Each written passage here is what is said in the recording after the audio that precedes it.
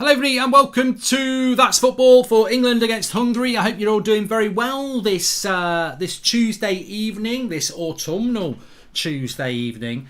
I'm feeling better about the international break now. We've absolutely kicked the back out of it, haven't we? So we're basically, after tonight, working towards the return of the Premier League, which is always a good thing. So yeah, I'm happy about that. But this is the better game of the England internationals. In fact, it's the better game of the England internationals full stop, because the game's in November. I don't even want to tell you what's happening in those. Right bag of shit San Marino game or something like that. But yeah, how are we all doing? Hope we're all doing well. England against Hungary at Wembley. I will give you the team news in a minute. Make sure you smash a like on the video and give us your thoughts. But I'd expect England to win this, so we can get into some good chat. I'd like to have a good debate or two tonight. That would be nice. And also I would like to hopefully see a decent England performance. But can we sort the cat out? He's meowing. Thanks. As soon as I start, he's here. He's like my biggest fan, but he's got the most annoying meow in the world. It cuts through you like a bloody... like claws down a chalkboard, which also could be done by a cat. In fact, that probably is the cat doing it. He's a right pain in the back. I can hear him now. Meow, meow, meow, meow, meow, meow. No, you know, you're the knobhead who goes out all the time. Oh, it's getting a bit cold, is it? Don't go out. Be a house cat. But anyway, let's have a look at the England team news. Why can't I see it? Are England not playing tonight? Yes, they are. Why can't I see the England team? 9 changes. Okay, here we go. So, Pickford in goal. Walker, Stones, Mings, Shaw. Foden and Rice and Mount, which is interesting. Sterling, Kane and Grealish. Phillips. I presume... I've got a right itchy nose. I presume Phillips is injured then, because I actually was quite...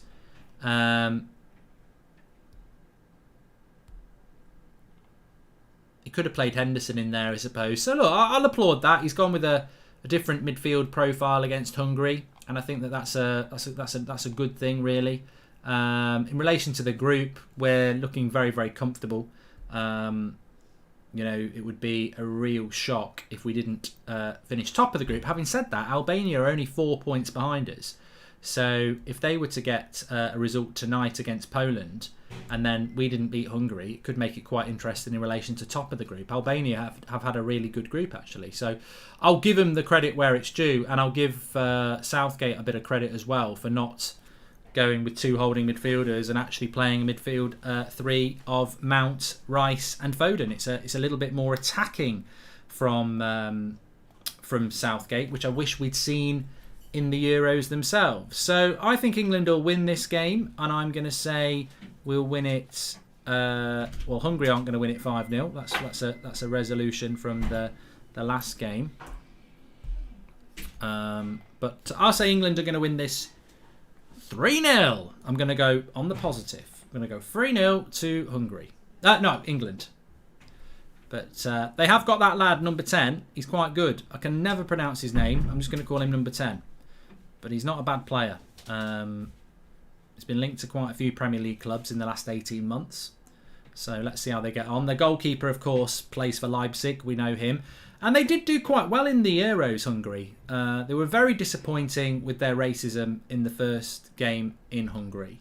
But they were quite good in the Euros. So let's see how they get on tonight. Galashi in goal, yes. So let's have a look at the chat for the first time tonight. Ben Rowe says, do you think there should be less international breaks during the season? I'd get rid of the lot, mate. If it was up to me, I'd get all the international breaks, put them in a bag and chuck them in a river. And don't say that you're going to phone the RSPCA. I said nothing about any animals. If you think that, you're the villain, not me. I just said I'm going to put international breaks in a bag and throw them in the river. It's got nothing to do with animals. So no, that's what I would do. I'd put every international break and put them in the river.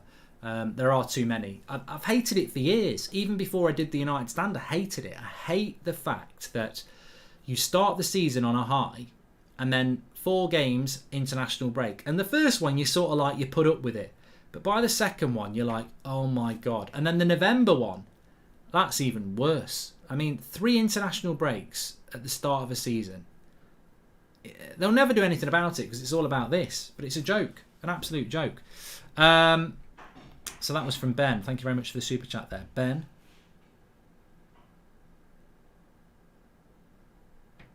It's pronounced Sabosli, says Lewis. There you go, Sabosli. So if he scores, his name's Sabosli, number 10.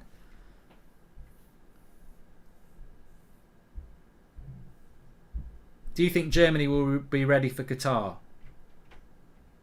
Says Vortex. Why wouldn't they be ready? Why? They've got 11 months to pack.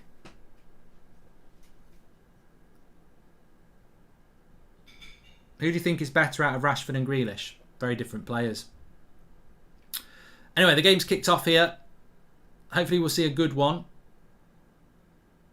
And they're on the attack here, Hungary, actually. They've got a 4v3 if they're quick. And he doesn't. John Stones does well to block the cross. But certainly should be more attacking tonight than there was against that Andorran shite. Mark, it says, I know it says Euro 2020. I really couldn't give a toss. You're very anal if that's something that bothers you. Like we're doing an England versus Hungary watch along. It's definitely happening. If that sort of thing bothers you, go and fold your pants. Basically, like I don't care about it. It was there on the weekend. I can't do anything about it, even if I did care about it.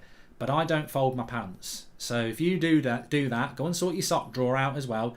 Maybe go and make your cans of beans look, uniform.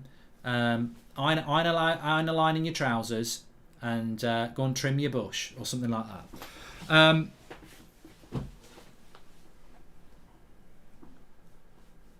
England players just rises the soul sitter means we can play Foden, Mount, Sterling, and Grealish in the same 11. Yeah, I like that, Michael Gibson. I do like that. It's very unlike It's very unlike Southgate to do this because, as I said, it's a big if, but if Albania were to beat Poland, they would move up to 18 points. We're on 19 points. So if we don't win tonight, if we drew, we'd go to 20 points and we play Albania next. If Albania beat us, they'd go above us. So, look, England will finish top of this group, I'm sure they will, but it's interesting how he's gone for it in this game. So, fair play. Apparently there's some trouble in the crowd. Obviously, I've got no audio on, so I will see. Mark, whenever I send you a super chat on United Stand, it says unable to send, says Vebaf, and it only happens with the United Stand. Please help out and look into a matter. Oh yeah, I'll look into the matter for you, Vebaf. I'm not mad busy doing loads of content. I've got a spare hour to research why you can't do a super chat on the United Stand. Maybe get in contact with YouTube, mate. There has been a few people, in fairness, sarcasm aside, who've had that problem, but you're not blocked, so there's nothing we can do. Ant wants a shout out, but he's a cheapskate. He doesn't want to do a super chat. Well, there you go. It's been a good start to this game, though. For an international game, I'm actually quite enjoying this 5 minutes in. There's a good pace to it, so I will give credit where it is due. Some of the passing has been atrocious, but there is a good pace to it. Do I rate St Maximum? Yes, I think he's probably the one player that will survive the Newcastle cull.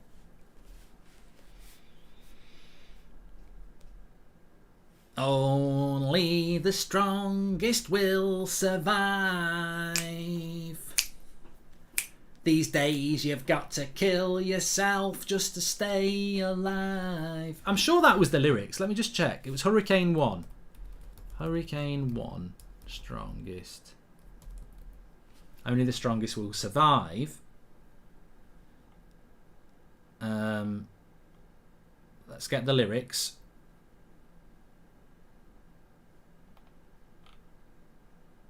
Yeah, these are the lyrics of the chorus. Only the strongest will survive. These days you've got to kill yourself just to stay alive. I think he's talking about not literally. I think he's like, you've got to work hard or something. Do you think Hungary get banned from football through racism chants? What a disgrace, says Victor Liang. Well, yeah, there should be something done. It's completely different, but in the late 80s, England got banned. English clubs were banned from Europe because of crowd trouble, which wasn't racism, it was just hooliganism. And the argument with that was that it's a minority in the context of all English football fans, but they all get punished. So to be honest with you, if they can do that to English football for hooliganism in the 80s, then they should be doing it to countries for racism. And anybody who says, well, it's not fair on the players and the people who aren't racist, well, sort your country out. You know, it might be a bloody kick up the arse to do it. Ronaldo scored. Sue! I said see there. I did it in the dark. Sue! Who are they playing, Portugal? Are they playing anyone good, or is it just farmers? Let's have a look. Pass to Tucci on the left hand side. Portugal playing Luxembourg. Farmers then. Ronaldo scored a penalty, says Daniel. Thank you very much. In this game so far, I would say that the Hungarians have started better than the English.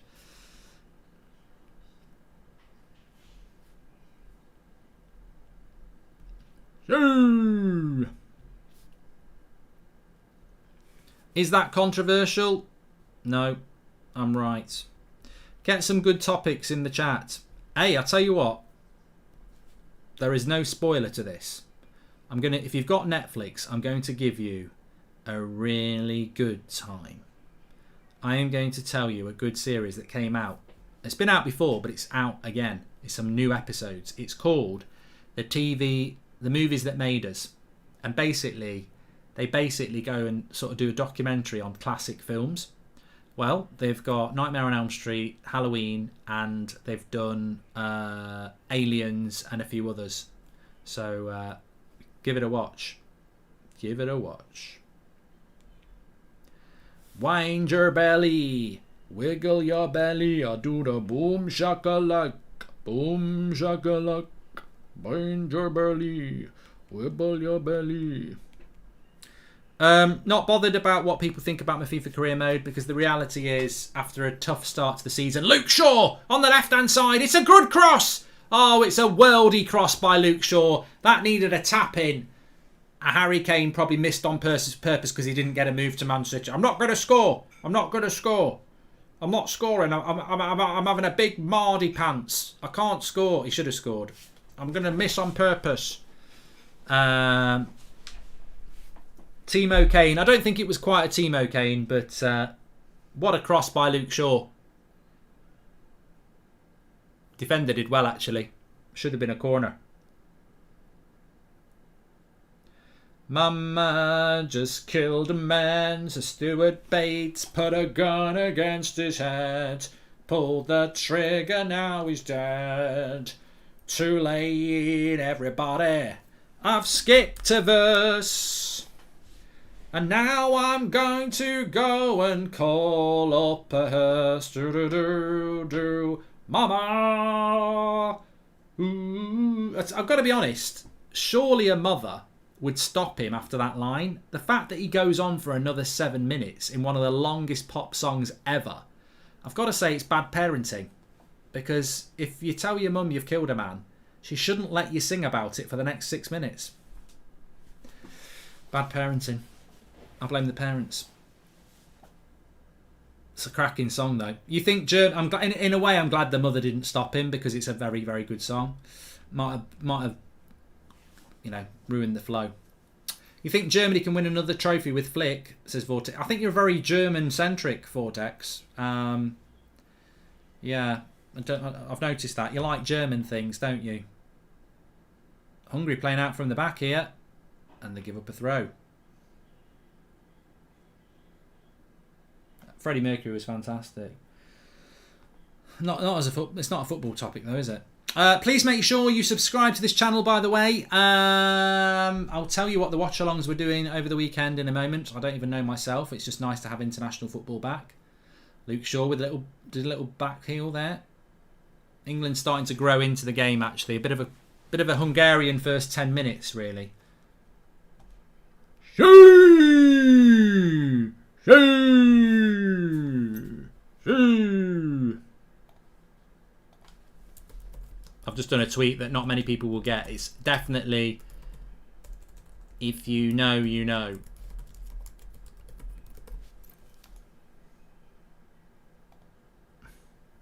Apparently Hungarian fans are fighting police in the away end at Wembley. The question has to be, why are they still being allowed to go to games, you know?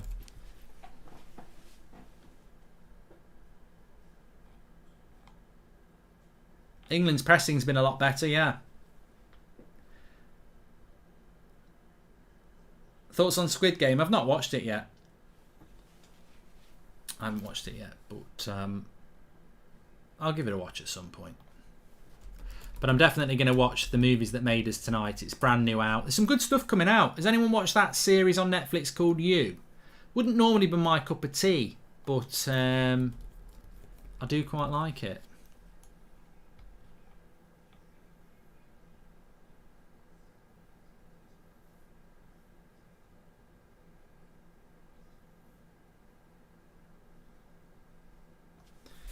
Do do do do do do do do do do do do. I'm in a quite a good mood today. I don't know why, because my FIFA career mode for a Tuesday it wasn't too bad actually. It could have been a lot worse.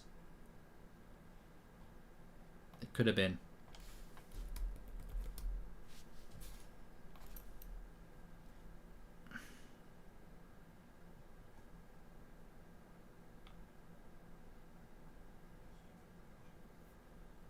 Do, do, do, do, do, do.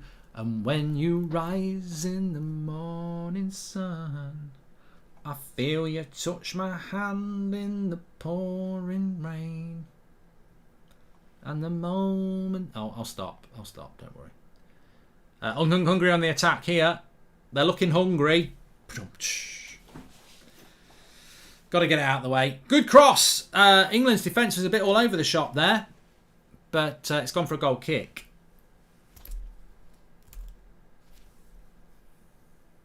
Harry says you've got a good voice. Thanks, Harry. Get some good questions in the chat then, because that's what I like to do on the international ones. That's what I was going to do as well. I was going to have a quick look at what the weekend watch-alongs are going to be. So make sure you subscribe, bottom right-hand corner. Let's have a look what we've got coming up over the weekend anyway, because I sort of... You get into the second week of the international break and you're like, yes. But Sterling's got it on the right-hand side here. Into Foden, who played fantastically well and has just won a corner. So Saturday, Manchester United are playing Leicester at 3 o'clock. So that'll be on the United Stand. It's a massive game for Manchester United. So we'll be live on the United Stand for that one. On Sunday, I'm going to do Everton West Ham at 2 o'clock. I think that'll be a good one. I was going to do Newcastle Tottenham, but to be honest with you, Newcastle haven't bought anybody yet and Spurs are boring as shit. So that might be a good game if Spurs were good and Newcastle had bought some players. But actually, it's a hyped up game that will be wank. So Everton against West Ham is what I'm going to do on Sunday. On Monday, I'm going to do Arsenal against Palace. I think that's going to be a very big game. So Monday night, I'll do that. On Tuesday, we've got the Champions Leagues back. Hold on a minute. Hungary are on the attack still. Into the box. Lots of... players back for England. I tell you what, this has been a good game. It's been a good opening 15 minutes. So yeah, Tuesday we'll do Atletico Madrid against Liverpool. Whilst I was going to say we could keep an eye on Man City, but they're playing at 5:45, so screw that. I'm not interested in them. It'll be Atletico Madrid against Liverpool on the Wednesday night. Obviously, I'll be doing United Stand for Atalanta visit to Old Trafford. So that's the next from Saturday. We'll have a watch along for you every day, so make sure you subscribe. Bottom right hand corner. Leicester are actually playing a Europa League game on the Wednesday. On the Wednesday, which is normally Thursday.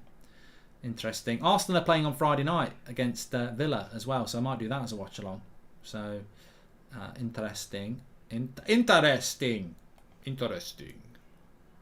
Man United Liverpool the weekend after. You know what? Hey up! That's a bit loud. Hey up! Me duck. Bit loud that is. Yeah, good ebb and flow to this game. Bruno scored. I mean, look, I've got to be honest. I'm not getting very excited about Portugal scoring against car park attendant 11. I mean, it's Luxembourg. Luxembourg are probably on a level of, 11 blokes off the street. Create a club soon, says Alfie. Is Create a Club any good? I haven't done a Create a Club yet. So I will do it. I just don't know. I mean, there's a lot of things I want to do on FIFA 22, but I'm enjoying my career mode at the moment. Last year, when an actor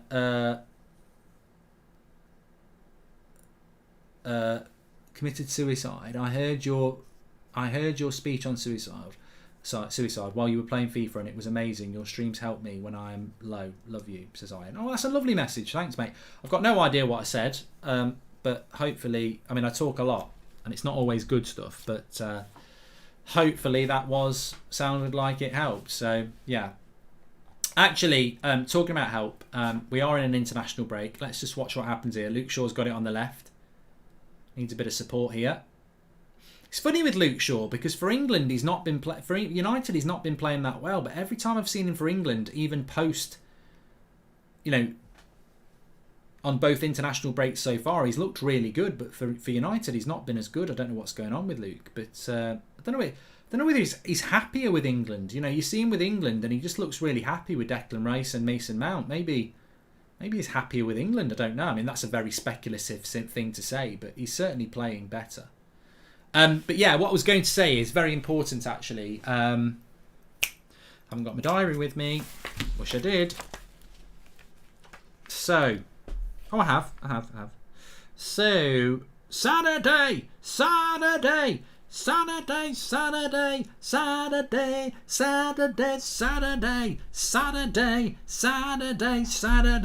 What day is it? It's not Saturday. But the day I'm talking to you about is Saturday. When are Man United playing City? I think it's the 7th. United are playing City. So, 6th or 7th. Saturday the 13th of November, I'm doing my yearly charity stream. It's an all-day stream, and it's for an important cause. I think last year, I forget how much we raised last year, but I think it was around 20 grand. So we're going for that again. It'll be an all-day stream on Saturday. So sometimes I do film watch-alongs, games. Among Us and everything was out last year, so I'll have something planned. But yeah, so make sure you can tune us in for that. The charity stream. I mean, Evan says I love the charity streams. They are entertaining, but ultimately it's about raising money. Sadly, again, the reason I started doing it is because a few years ago, a friend of mine, he was only 41 at the time, so it's ridiculous. He's like, it's just so sad. Had a young family. He died of cancer. Then a month later, my gran died. She was a lot older. 80, and then I know somebody else now who has got a very serious illness, and all of them were helped by the Marie Curie charity, which looks after people when they sort of get to the end of their illness. They can't be at home anymore, so yeah, I raise money for that, so that will be happening in November. So yeah, get involved with that. I normally do I'm going to do some research about what stuff we can do. I might do a deal or no deal or something like that, or bit of fun. How many hours, mate, Gary? I normally do sort of. I think I did midday till midday last year, but I did carry on until about 2 a.m. So depends. If we're raising money, I'll keep going. The trouble with 24-hour streams is that you can do more in 12 hours than you can do in 24 hours, because once it hits the early hours, people are in bed and stuff. So I tend to try and hit it harder in about 14 hours. Where are you going to stream it? I'll probably do it on here, Brandon. I think I did it on here last time. I think I did it on That's Football. I want to do it on a channel that's big, so it's got people who are getting notifications. I could do it on Twitch. I could dual it. Could dual stream it on both. That would be interesting. But yeah. Anyway, football. 20 minutes gone. Quite a good game. 30,000 is possible, says Joseph. I'd love to hit 30,000, but We will see. Grealish with a cross. Keeper gets hold of it. 20 minutes. Good game so far. Good game. Among Us. Nishant, somebody told me about a game called Town of Salem, which is a bit like Among Us, but not as good. I'm very disappointed because Fall Guys was a good laugh. And I'm happy to play a bit of Fall Guys on the charity stream, but Fall Guys was a good laugh and Among Us was a good laugh. And they were a year ago. I can't believe the world is obsessed with coming up with a new Game of Thrones. There are so many different series trying to be the next Game of Thrones. But nobody's thought about developing a different type of Among Us game or whatever it was called. Fall Guys. I'm amazed that nobody's come up with another, because these games are obviously very, very popular. Anyway, Hungary on the attack here. They've given a good account of themselves, Hungary, so far. Luke Shaw will clear that. Do Minecraft, you'd be massive. Oh, I don't even know what Minecraft's all about.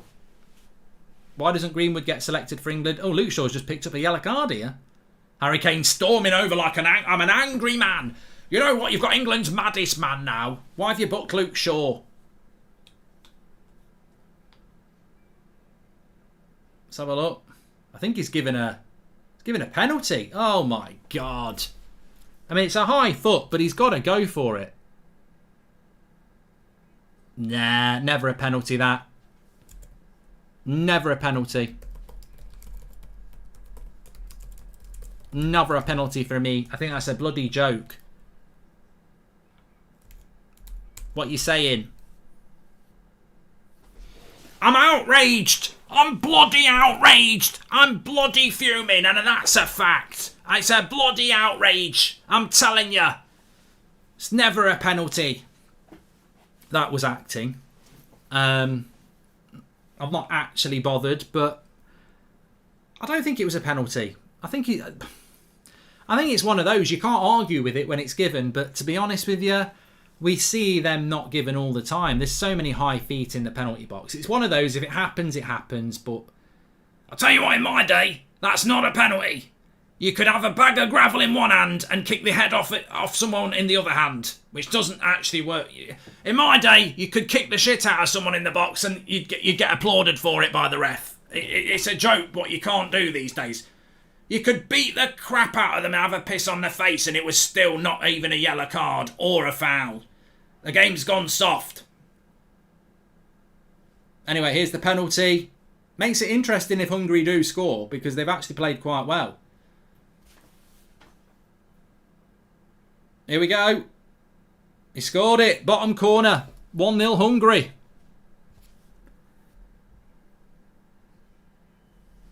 Probably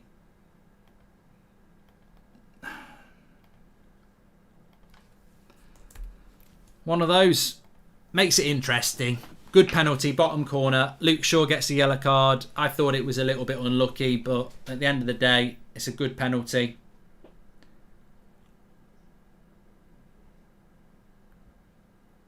I would have gone. I think Pickford's an idiot.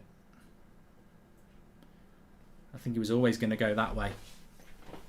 Southgate out. Southgate out. I'm telling you, he's rubbish. He ain't got a bloody clue.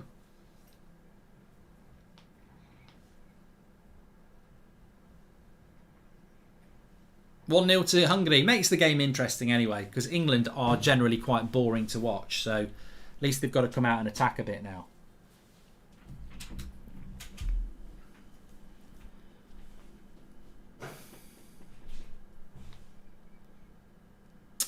What does that mean in the context of the wider group? Well, as I said, if Albania were to beat Poland, it would make it quite an interesting game between England and Albania in a couple of weeks because, well, in the next international break, because as things stand, England have got 19 points. Albania have got 15 points. So if Albania win, they would go up to... Well, actually, it's interesting either way. Because if Poland beat Albania, they go up to 17 points. If Albania beat Poland, they go up to 18 points, which puts them within striking distance of England. So it's interesting. England should still finish top of the group, but there is a possibility that it doesn't happen, which is madness, really, because I thought England had already qualified. I just got into graduate school, which is a big deal in America, says Even. I know England just got scored on, but I can't. But can I get a get in? Well done. You can get a well done. I don't want to be saying get in because it could be misconstrued. But very well done, Ivan, for getting into graduate school, because that's a big deal in America, as you say. I've had a trim, yes. I've had a trim, Thomas, thanks. Mark, why do you do so many outfit changes, says Sam? I don't. I'm not bloody Dolly Parton. I just changed my jumper. I like, I think about the audience. You're my boss. You are my boss. I was reading an article on this in GQ magazine this month, actually. There's an article on YouTube. And Harry Kane wants a penalty. No. How come it says Euro 2020 on your screen, Mark? Because I just want to annoy people, Stuart Bates, people who like fold their pants, who get very anal about irrelevant things. So, yeah, just doing it for that reason, really. Doesn't look like it's going to be a penalty here. I forgot what I was talking about before that. Completely forgot already. If anyone can remember what I was talking about literally before the penalty, that would be great.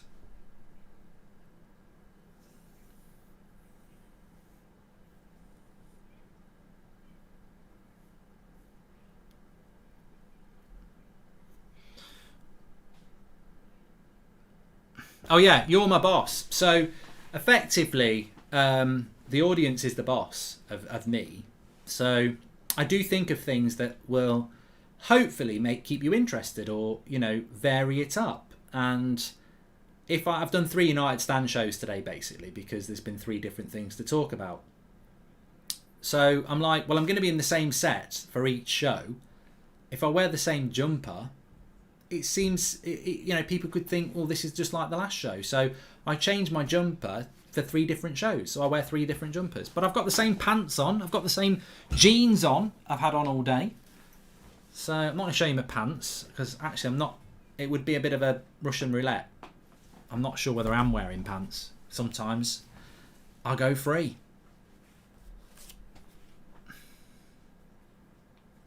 But no, that is true. I think there is. I don't think all influencers are like this, but I've always realised this, that the audience is your boss, because you can obviously you've got to be talented, definitely, but your audience is your boss, because they're the people who watch your content. If they don't watch your content, then I suppose there's 2 ways of looking at it, really, isn't it? People watch you because you're good, but you can't not think about your audience, because we go together like sha-la-la-la-la, da-ding-da-ding-da-dong, together forever like shoot up, you waddy-waddy, you biddy-boom-boom-boom, chang-chang, changity-wham-you-up. I like that song. YouTube is the boss, the viewer is the customer. Well, not really, Grug, because YouTube don't provide the content, and YouTube don't force you to watch content. Although I have heard that some channels do that, in which case, report it to the police. Nobody should be forced to watch Arsenal content. I'm joking.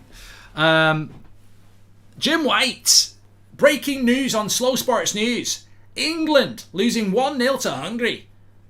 Yellow tie, Jim White. Ow. Southgate out, Lampard in. God, I tell you what, as much as I find Southgate boring, I could not do, and I wouldn't wish this on anybody, the worst thing in the world is, although Scottish people have to put up with it every tournament, nearly, England not in a World Cup. Oh, God. It's happened twice, I think, since 66. 1994, American World Cup. It had all the razzmatazz, and England weren't in it. It was bloody depressing. And you know what? Being a young lad, I was a young teenager in 94. No England in a World Cup. All the sticker books, all the hype, no England. It was horrible.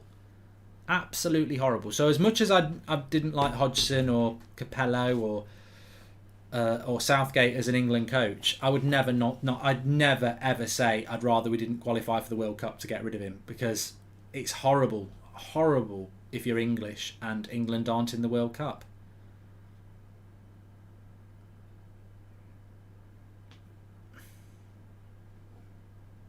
Well, yeah, we didn't qualify for one of the Euros. Was that 2008? McLaren. I just went to Cornwall. Got pissed. I did go to Cornwall.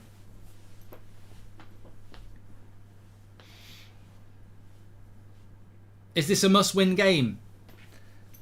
Depends what happens in the Albania-Poland game, really. Let me just tell you, because we're getting to that point now where... Let's have a look at Albania.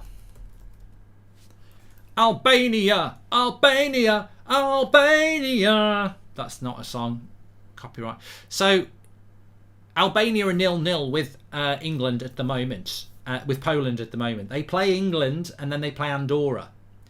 So, that's rather interesting. Albania play England, then they play Andorra. Poland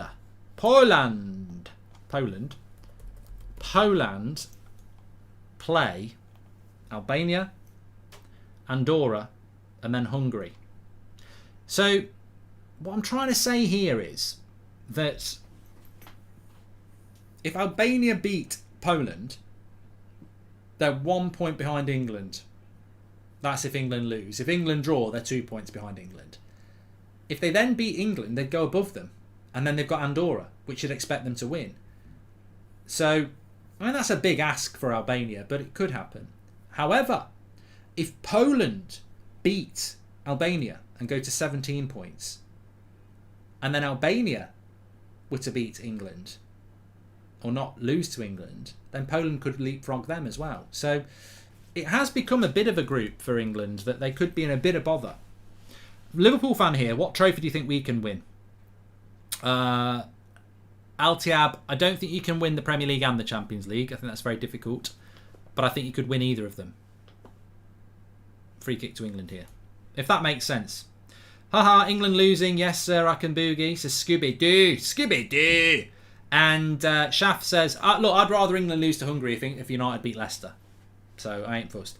Thoughts on an article that states Newcastle should take Big Sam for short term this season to avoid relegation, then go for Conte next season, says Shaf. Here's a question for you. Scary thought, a bit of bad luck in the Swedish match and Sir Phillips back in the starting 11, says Joshua. Well, I don't know whether Eric Bay's playing for the Ivory Coast as well. Let's see what happens with this England free kick. It's a good one. It goes for a corner. Do you watch Irish football? Belfast have a cracking youngster. No, they don't. Gamb. That's just stupid. I'm not thick. I do read before I speak. So that's not going to happen. Here's a question for you. Would you like to see Newcastle get relegated?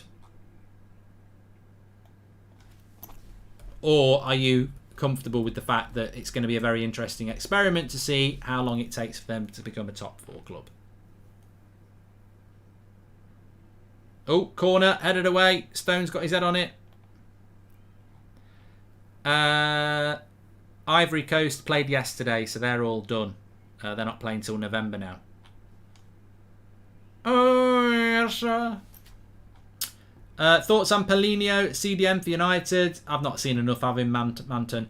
Most people are saying yes, they would love to see Newcastle get relegated. To be honest with you, I don't really hold any malice to Newcastle. As I've said on this channel when I've done a couple of videos on the situation, I can understand the excitement. But on the other hand, it would be hilarious if they got relegated.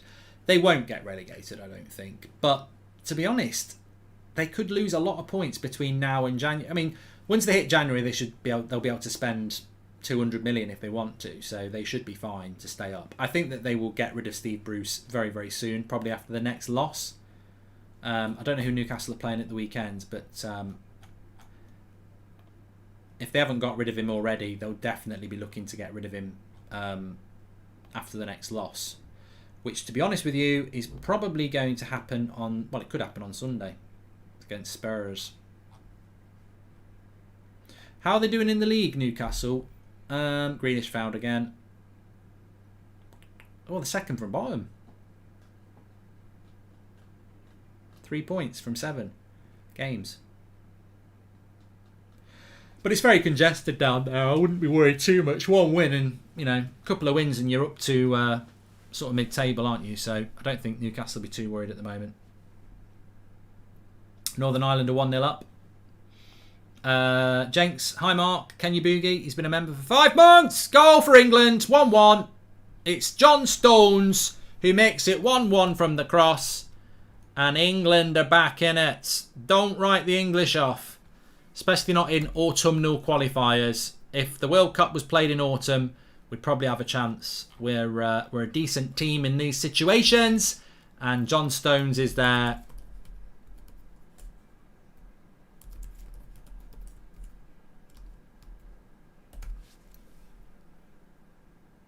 He's well onside as well. I was just watching from the replay.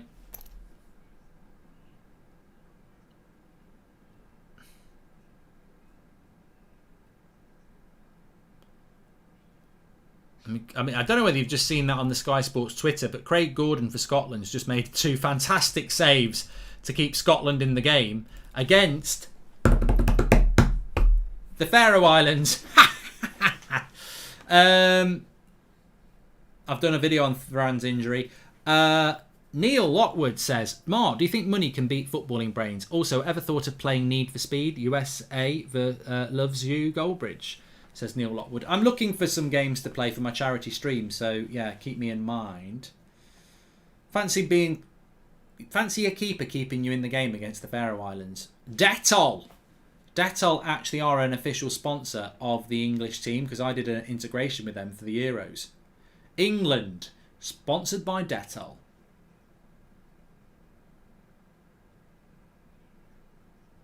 I bet most of you don't even know what Dettol is. I have got a PS5. That's what I play my FIFA career mode on. In fact, you get the highlights of my FIFA career mode on this channel. Thanks everyone who's been watching it. I watch it back myself. The highlights is better than the live sometimes.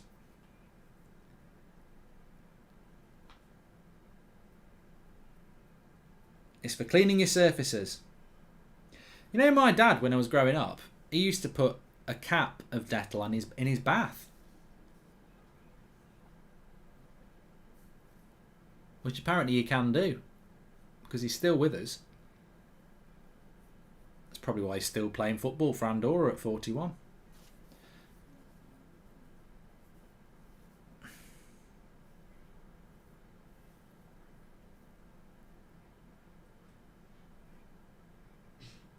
Himanshu does that as well. Who cuts my hair? Everyman. I think it's called Everyman Barbers. Have you seen the game Elite Dangerous? Says Sammy. And hi Mark, can you sing us some Blur songs? All the people, so many people, and they all go hand in hand go there. Apart life. That'll do. Southgate out and Ollie out, says Ollie out. Ronaldo won't go to Newcastle. Hello, Zane. Here we go. Grealish. He'll get the shot off. Oh, Grealish. He just got a bit clever there. He should have just took the shot on his left foot. Nice cross. Headed away. 5 minutes to half time. I'll tell you what I really... I mean, look, I want to play a bit of... I'm enjoying FIFA 22 at the moment, to be fair. But I really did enjoy like Among Us and Fall Guys for a bit. I really did enjoy those sort of interactive playing against loads of other people. I suppose it's sort of like the Call of Duty thing. When's the new Call of Duty out? Although Call of Duty's gone very... what's it? Warzone. What Newcastle players do you think will survive the changes? I thought many, but usually there's the odd one in these situations. The Longstaffs maybe, says Nick P. Well, I think Willock and St Maximum are two that stand out. Play Red Dead Redemption 2, Mark. I don't know whether many people would watch me play that. And also, it's not the November the 5th for Call of Duty. Why isn't England in soccer called United Kingdom, like in the Olympics, says Carol. Oh, Carol. Carol, don't do that. Because in the United Kingdom, there is Wales and Scotland and Northern Ireland. So if we called ourselves United Kingdom, it would kick off. There's 4 countries in the United Kingdom, hence being called the United Kingdom. It's a kingdom that's united with Wales, Scotland and Northern Ireland.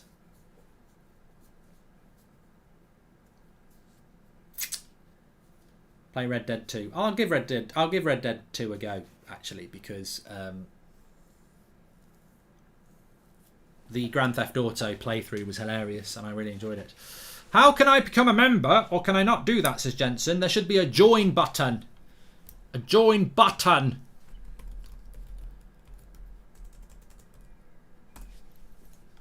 Four minutes to half time. Can we get a good topic to do at half time? We did the Ballon d'Or winners before. Can we get a good topic that's debatable?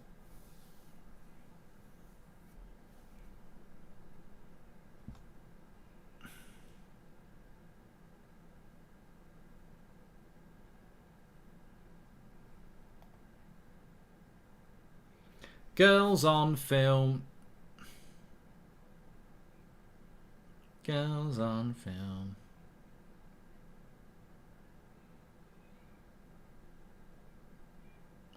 I like to be in America. Keep us for tea in America. La la la la la la la la la la la la la la la.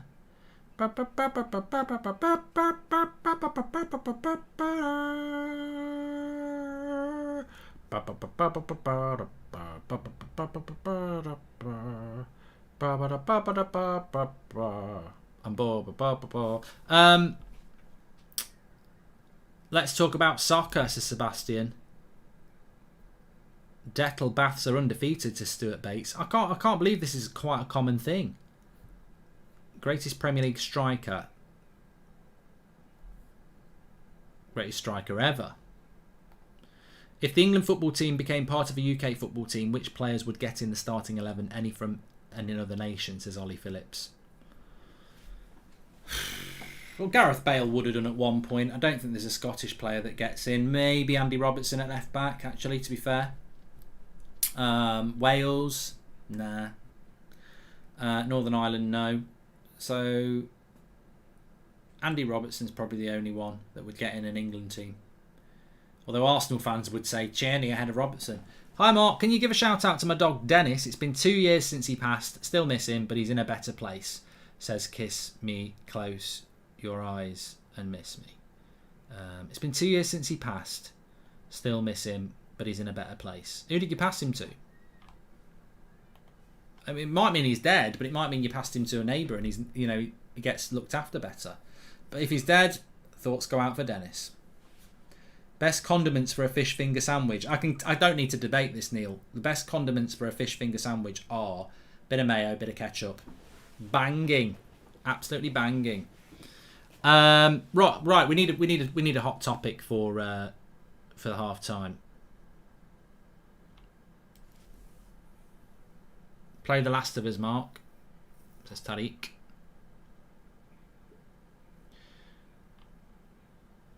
Most underrated players for each top 6 club. Hey, that's a good one. That is a good one. I know we've done it before, but it's been a while since we've done it, so let's do that. I like that one. Most underrated players at each top 6 club. I like that.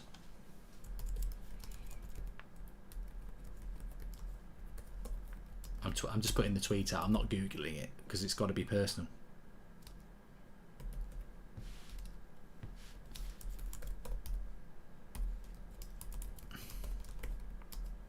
We're about to hit half time here. I think England will end up winning this one, to be fair, and then their qualification will be pretty much complete. They've definitely gone up a gear since they went 1-0 down. Luke Shaw with the cross to the back post. Sterling! Oh, how did he win the header? I think he was shocked himself. I think the fullback will be very embarrassed here. Luke Shaw puts a cross in to the back post. Now, Raheem Sterling ain't very big, but he wins the header and then he misses the follow-up. Keeper makes the save on the back post. Palms it out, back to Sterling, and he misses the whole goal. At least he can smile about it. That's half-time. That's half-time. And it's 1-1. Early goal, well, not early goal, penalty first for the Hungarians, and then a headed goal by John Stones to make it 1-1. Hungary started off quite well, but then when they scored, I think they started to believe their own hype, and ended up letting England back into the game. So it is 1-1 at half-time. I'm going to be really honest, as a hardcore Liverpool supporter, I really hope Ollie stays for as long as possible. Love your stuff, Mark. Keep it going, says Chicken. Now, I understand that. I can deal with that. Of course I can. When I was a Liverpool fan, when that would be really controversial. When Liverpool had Hodgson in charge, I really didn't want you to get rid of him, because and this is why I always listen to rival fans, because I couldn't stand Fellaini at United, and rival fans were like, keep picking him, keep playing him, and that to me means he's crap. When Liverpool had Hodgson, I wanted you to keep him forever, because I knew he was crap, not good enough, and that Liverpool would never be a threat. I didn't want you to get Klopp. So I understand it when rival fans says, I hope you keep Ollie, because the evidence on Ollie at the moment is that he's not going to be good enough. Even as a Man United fan who wants him to do well, and I still live in hope, I fully understand why a rival fan would want him to stay, because they don't think he's good enough. Hi Mark, can you shout out my five-a-side team, Hooch Lemon Crew, who won Division 4 yesterday, says Billy Brooks. Well done. And thanks everyone who's getting involved in the chat. Make sure you subscribe, bottom right hand corner. I think we're on the road to 155k, but we're going to do the most underrated player at each of the traditional top 6 clubs. And once we've done that, if we've got time, we will do a few other clubs as well. So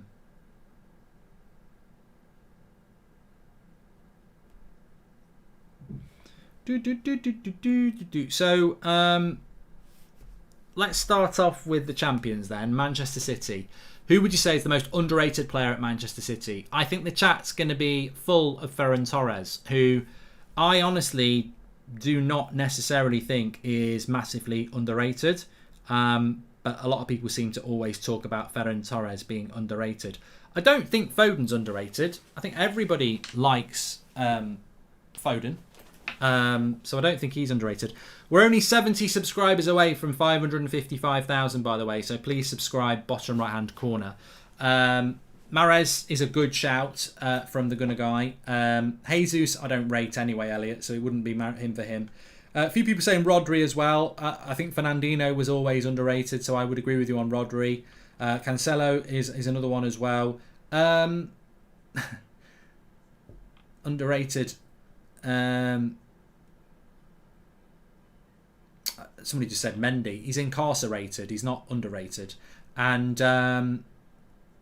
Rodrigo, Sinchenko. I actually would say Gundogan. I think Gundogan would have been good at one point, but I think Gundogan is actually very much rated now. So I would say, for me, it's Mahrez. Mahrez is the underrated one for me. I know a lot of people say Ferran Torres, but I just think Mahrez is, again, there's something weird in the world where if you don't play for Portugal or France or Spain or Brazil or even England to a certain point, I just think if Mahrez was Portuguese or French, he'd be far more rated. I mean, Mo Salah has this problem. He's one of the world's best players, but he doesn't get the I don't think Salah gets the appreciation he would get if he was Brazilian. And I think that's just to do with football traditions, isn't it? It's nothing to do with anything more sinister than that. I just think that if you've got football tradition and then you're a good player from that club, you do get it. And look, Portugal had Eusebio, so don't talk to me about Portugal haven't got great footballing traditions. They do.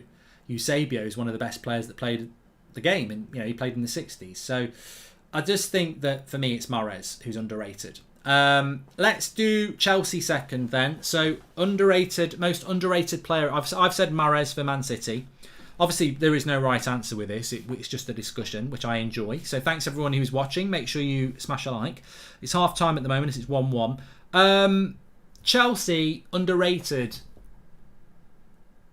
I do think Mason Mount's underrated, by the way, and I think it's a very different thing for Mason Mount because look at those Hungarian fans there. They've even got a fighting with the police, and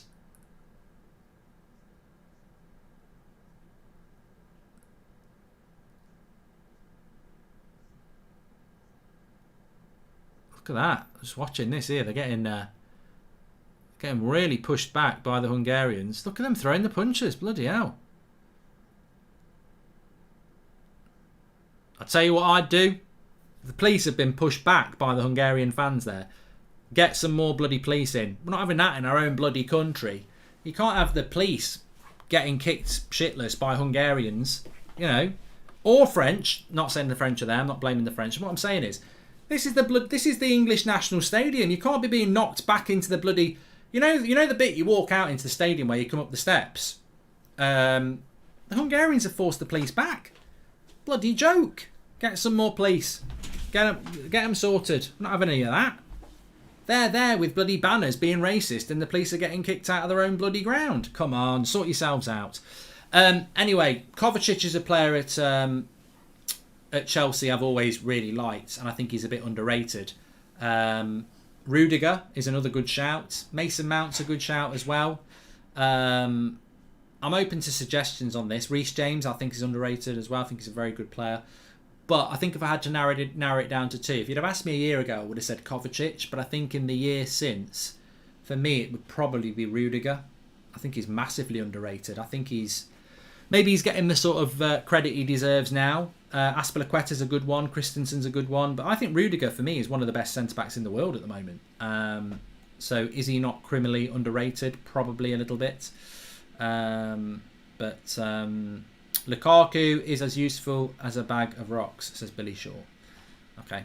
I don't think Lukaku's underrated. I think Lukaku gets the credit he deserves as one of the world's better strikers, definitely. Some people say Mount's overrated. So I would say Rudiger for me. Let's do Liverpool. Most underrated player at Liverpool. Well, look, I'd like to say Salah, but I don't think Salah's underrated. I think everyone knows Salah's world class. I just don't think Salah gets mentioned in the... You know where I think Salah's underrated? I think everyone knows Salah's a world class player, but Salah doesn't get mentioned in the same conversations as Mbappe and Neymar and Messi and Ronaldo as much as I think he should do. That's my issue with Salah.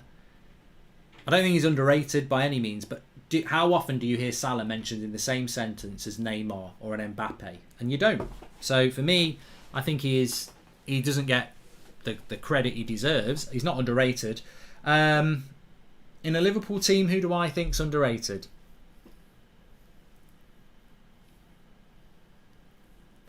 I think Fabinho is definitely playing in a position that doesn't get the hype that it deserves. But I think a lot of people are quite right saying Matip.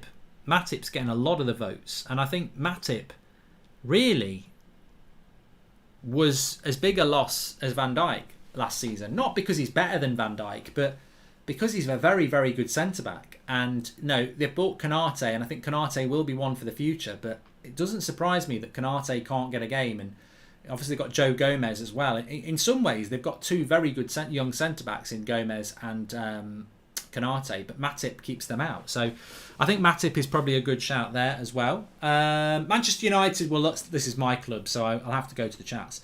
Have you watched the Wayne Rooney documentary on Amazon? It's not out yet, Akash. It's only the trailer that's out at the moment. It's not out till early next year.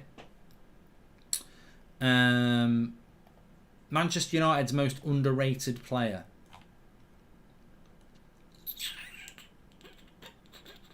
I think Luke Shaw's become quite rated now, to be fair. In fact, he's probably jumped the shark of being rated to being underrated again, actually. I think Luke Shaw's a very important player for Man United. He's not had a great start to the season, but he is a very good player. It's hard with United because United tend to have players that are overrated because we spend a lot of money on them and then don't get the best out of them. Like, technically people could say Sancho's overrated, Pogba's overrated, Ronaldo's overrated. Not because they're not bad players, but because we're not getting the best out of them. Some in the short term, some in the longer term. It's hard to be an underrated player at Manchester United because I don't think we're getting the best out of what we've got. I therefore think that... De Gea's probably become underrated. I think he wasn't rated unfairly, and I think this season he's shown how good he is. But has he already jumped to being a good player again? Matic is... I think Wan-Bissaka for me. I think Wan-Bissaka is underrated. There is this, even in the United fan base, there is this perception that he's not very good. Actually, I think he's a brilliant defensive right back. He does need to improve on going forward, but he's a brilliant, brilliant defensive right back. So I'd be happy to give it to Wan-Bissaka, yeah. I don't think Greenwood's underrated. I think everyone knows we've got one of the best young players in the world there.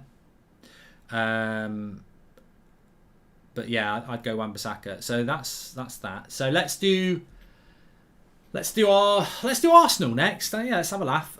Who's the most underrated player at Arsenal? I'm trying to think who I underrate at Arsenal.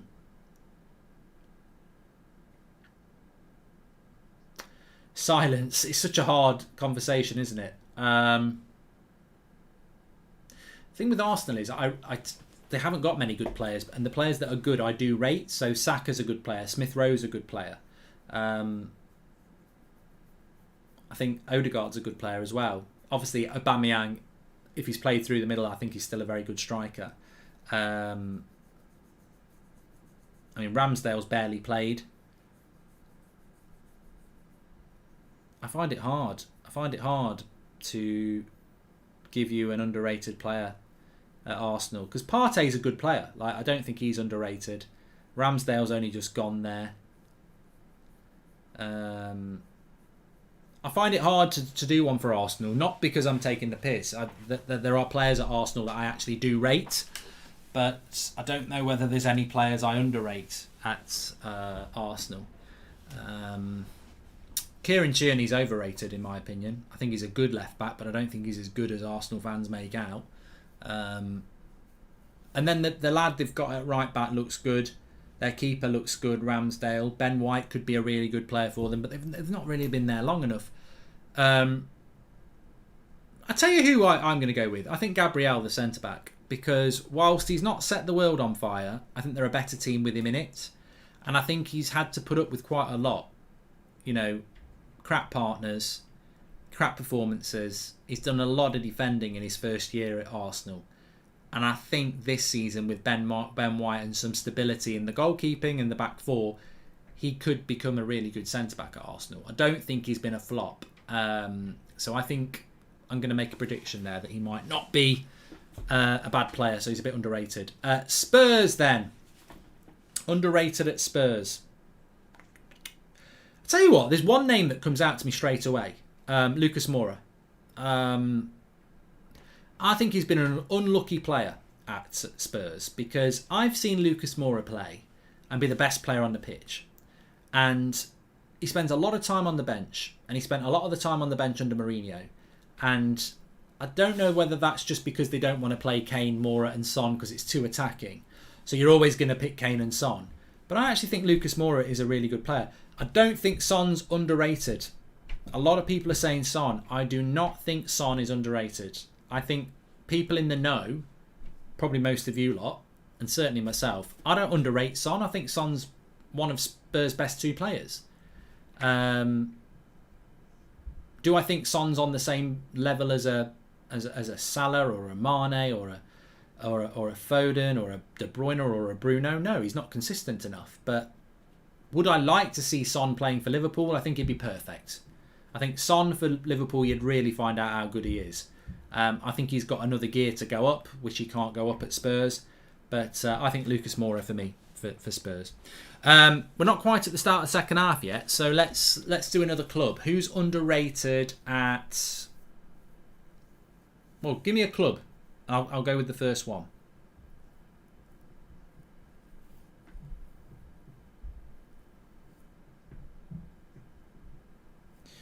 No, I don't think Son plays in any Premier League team. I don't. And anybody who says that he's consistent, why are Spurs so shit then? Because he's a flair player and he gets plenty of the ball. So why is Son not one of the top scorers in the league or top assisters in the league? I think he's a very good player, and I think yes, he is hindered by the system, but I'd still expect him to do a little bit more than he does if he was of the level of a Salah, which he's not. So, but I do like Son, and I would like to see him at a better club. We've done Chelsea. Let's do Everton. Who's underrated at Everton?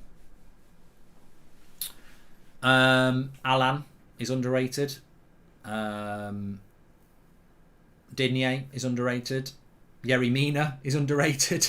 They've got quite a few at Everton, actually. Yerry Mina is probably underrated. I mean, United did look at Yerry Mina, and I was like, God, no, I don't want Yerry Mina anywhere near United. In hindsight, he'd have been a better signing than Lindelof. But Everton themselves are quite underrated, aren't they, really? Back to kick off for the second half here, anyway. I enjoyed that half-time anyway. Thanks, everyone. Always good when we get a bit of a chat going and a bit of a debate. So more of those, please. Very much enjoyed that. So what's going to happen in the second half here? I think England will end up winning this. Did I say 3-0 or 3-1? I think I said 3-0, so I can't be right. But I do think England will end up victorious. Little bit more of an interesting team to watch, England, actually, not playing Phillips and Rice. Nice to see the midfield three of Mount, Foden and Rice. Something a little bit different in a game that England do need to win. So good to see. Second half kicks off there with the timer. Let's just have a look at the scores in all the other games, because Albania and Poland is still 0-0, which works to England's benefit. If one of them were to win and England didn't win, it would put them under a little bit of pressure. What do we think of ITV commentary team? Who is it? Mataface and Dixon. Well, I'm not listening to it anyway because I don't put the audio on, but I'm not a big fan. Not a big fan. I would give them a 6 out of 10. Average. Scotland are 0-0 with the Faroe Islands, which is a weird result for Scotland if they don't win that. Especially after the late winner against Israel. They're in a group that they're going to be playing in a second place playoff, but they're drawing with Faroe Islands. So it's the same old problem for the Scotlands and Northern Islands of this world, though, and the Republic of Ireland. Scoring goals can be a problem. Northern Ireland are beating Bulgaria, though, 1-0. That'd be a very good result for Northern Ireland if they could win that. I mean, they're never going to get into the qualifying positions because they're in a group with Switzerland and Italy. But it'd be a big win for them if they could beat Bulgaria.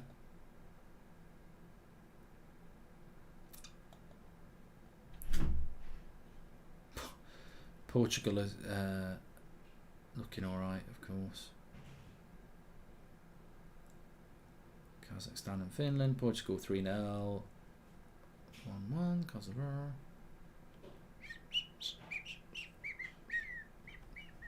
Corner to England. Do you think United will make a move for Dembele or any other player in January? No. Thanks for the super chat, Oz, by the way. If you want to do super chats, you can do that through the $sign at the bottom. Why would United go and buy another wide forward? Just wouldn't make any sense. You know, we can't pick the ones that we've got.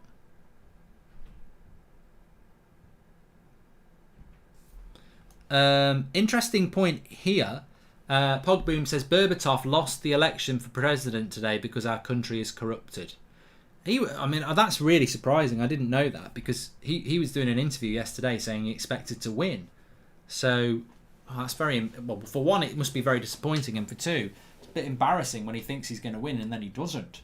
Was just looking at it and looks like South Africa actually have a good chance of qualifying this year, says Corbs. Good. I've got to be honest, I don't look at South America or Africa in relation to who's qualifying for the World Cup. So let's have a quick look actually. Africa World World Cup qualifiers.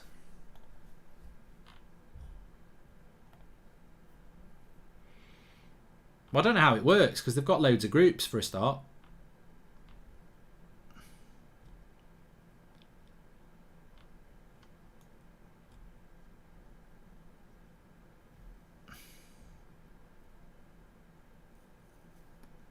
Must be the top. Is it the top of each group? I don't know. Another chance for England to put a free kick in here. Corner actually. Headed away.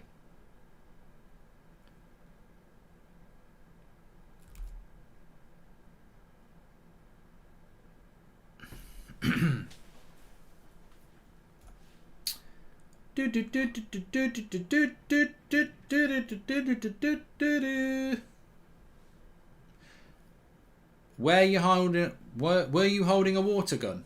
This is not a water gun, no. It's I don't know what it is. Stress reliever. It's definitely a lever.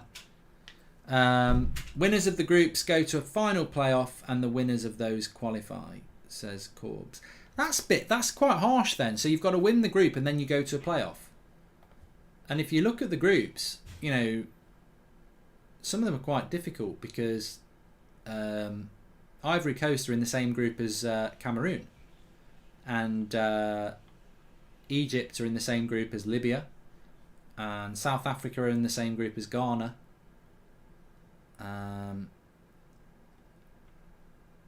So that's difficult, isn't it? And even if you win your group, you don't go through. 1, 2, 3, 4, 5, 6. God, there's loads of groups. 1, 2, 3, 4, 5, 6, 7, 8, 9, 10 groups. So 10 winners play each other, 5 go through. Crazy, isn't it?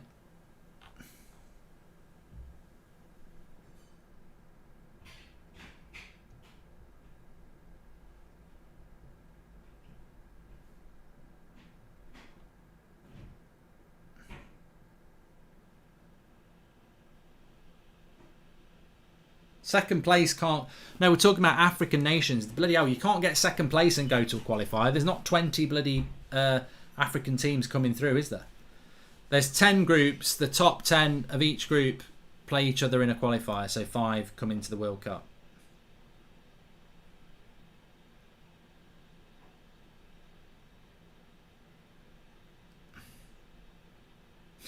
Get Southgate out now, says Military. Thanks everyone who's tuned in, by the way. I just realised we've got over 7,000 watching. And we're only 10 subscribers away from 555,000. So please subscribe. Bottom right-hand corner, you're very welcome. Can't always support you, Mark, but love all your content, says Rudolph the Red. What can't you support me for? What have I done now?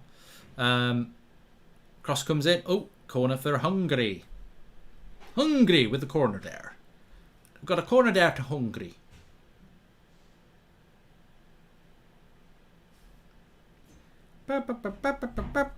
That's in my head now, and I never liked that song. It depressed me because England didn't qualify. Skibby-dee. Yeah, so Cameroon and South Africa are in the same group, so one of those is definitely not going to be in the World Cup.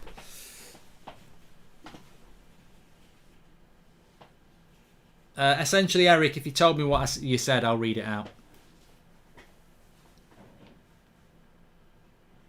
Corner, Hungary. It's bouncing about. Tyrone Mings gets rid of it.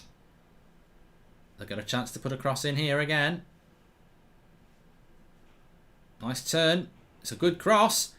Oh, I tell you what, Declan Rice misses it, and I think if he'd anticipated that Declan Rice was going to miss it, he would have had a nice volley on his left foot. I'm worried about Shaw's form this season, being too long for it to be a Euros hangover, says Gwydion. It's very, very difficult to play at the level Luke Shaw's played for the last 18 months consistently. Every player's going to go through a period of form that drops. I don't think he's playing badly. I'd say he's just sort of putting in a lot of average performances at the moment. It's the same thing is happening with Harry Maguire. I will watch the Wayne Rooney documentary. Very interesting story, Wayne Rooney's. Yeah. And it encompasses a nice period for Manchester United because we were going through transition when he first came in, to success, to transition again. And had quite an interesting England career as well, so...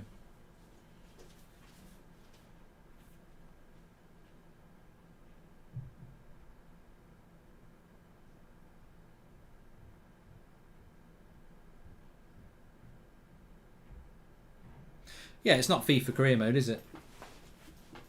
Although my players in career mode are very much like real life. They play good every now and again, and then they're consistently below average. Big stream tomorrow, 3 o'clock. Got to find some consistent... Got to win some games in a row tomorrow. But enough of that. Enough of that. I said that I don't think Hungary can get second place, but I hope we get a decent result against England. This is essentially Eric. And a cross came in there, and England nearly scored. It's got a good ebb and flow to this game. Well done, Carl Walker. Absolutely. Somebody just mentioned Tyson Fury. I think it was essentially Eric. I absolutely loved the Watchalong, which we did on this channel in the early hours of Saturday morning for the boxing. So we'll definitely be doing more of those in the future. But it was nice to actually, my first ever sort of boxing Watchalong. Not my first... Definitely not my first boxing match I've ever watched, but loads of people tuned in and it was absolutely fantastic. And the funny thing is, I was saying to the wife, like, I got up at 3 o'clock, the fight didn't start till 5, and you know, it was gone 6 by the time we stopped the stream. At no point did I feel tired. It was just a really good 3 hours of chat, and what a fight it was. So if you were part of that, thank you very much. If you weren't, tune in for the next one. I'm certainly going to keep an eye on some... You know, if there's one I'm going to watch, I'll just do a watch along again. In the immediate future, obviously Joshua, his next fight against Usyk, or however you pronounce it, will be interesting. White fights at the end of the month, doesn't he? And apparently Fury's got to fight him. But I might do UFC. I like McGregor, so I will do more if there is any good ones. Hungary are in again here. Good defence by England. Kane's just not at his best at all, is he? Watch this tweet I'll put out.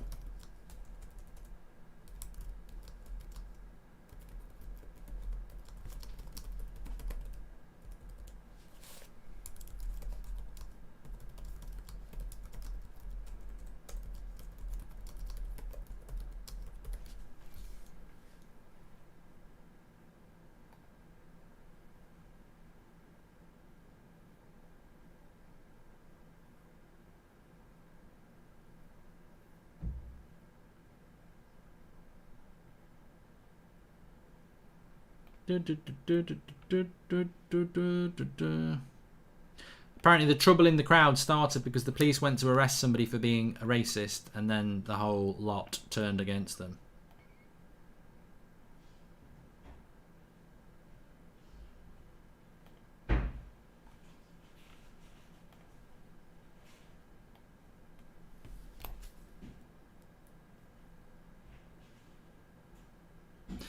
Just some breaking news here. Apparently Erling Haaland's agent, Mino Raiola, is set to discuss with Manchester City a potential move for the player in the summer. Well, if Pep Guardiola wanted Harry Kane, why would you not want Erling Haaland? You know, if he thinks Harry Kane's the sort of player that would work at Man City, why would you not go for Erling Haaland? You know.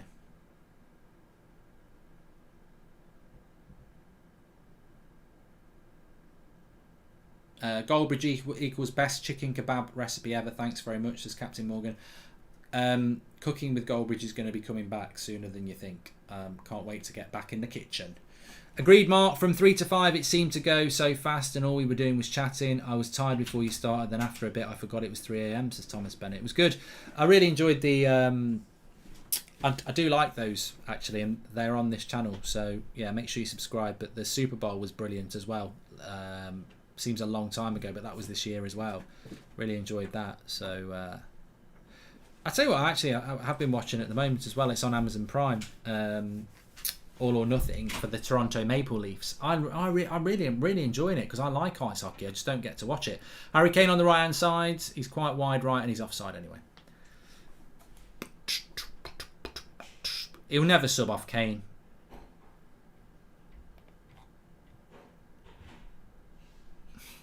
Rudolph the Rest says, you're the fury of YouTube, the people's champ. Well, look, Tyson Fury's a legend, an absolute legend in relation to what he's done for boxing, and also some of the, as we were talking about on Saturday night, some of the things he's done in the past are not good, but the battle he's had is incredible.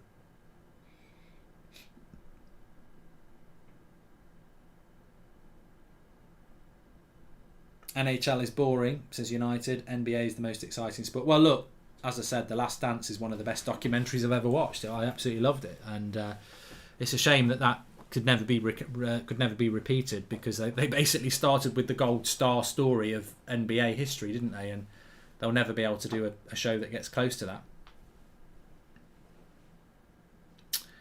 This is intriguing. Half an hour to go. 1-1. 1-1. Still no goals in the Albania-Poland game, which is good game. There's not many shots in that game. Poland have had more of the possession. Will we get a winner in that game? Because it will certainly make things interesting if there is a winner in that game and this stays a draw. But for the moment, that's a hypothetical.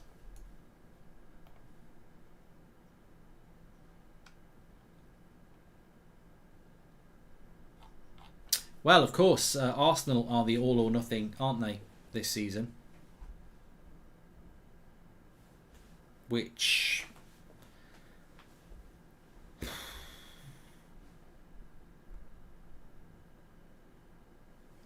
I don't think it'll be that interesting a story for Arsenal, really.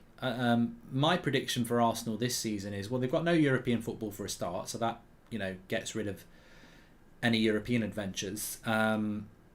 I think a good season for Arsenal this season would be 5th or 6th, which they could achieve, which is not actually that interesting in a storytelling sense.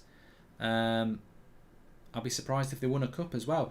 Look, as I've said before, the trouble with Arsenal is it's all the noise that comes from the expectations of their fans that aren't intelligent enough to realise what's happening at their football club. I know a few Arsenal fans, and a corner to England here. Some of them are quite intelligent. They realise that they're going through what's going to be a slow rebuild. And the fact is that any rebuild that Arsenal are going through, they're already waking up to the fact that Newcastle's probably going to pass them in that rebuild quite soon. Arsenal's hope is a billionaire, but in the short term, they're looking at a long rebuild.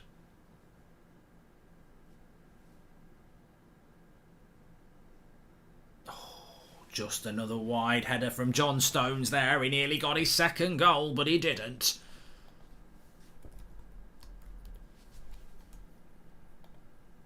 Flicked the header just wide. He's been a very, very effective from corners today, has Mr. Stones of the John variety. Pebbles. Grealish comes off. Not had the best of games for England tonight. Saka comes on.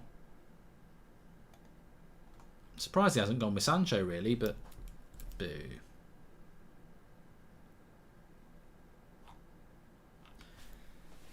Grealish overrated. £100 million off after an hour. Foden, Sterling and Mount all staying on. He probably won't be very happy about that, but I get it. There's a similarity between Foden and Mount and Grealish. Saka gives you a little bit more directness. Sterling goes back to the left. Nice little ball over the top here.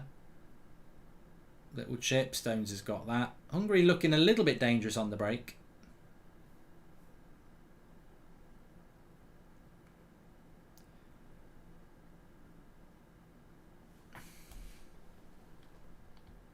Danny says, what do you think of the Sneak Energy? Not sure if to pick up some. Wait till Friday, Danny, because I've got some codes and stuff. So wait till Friday.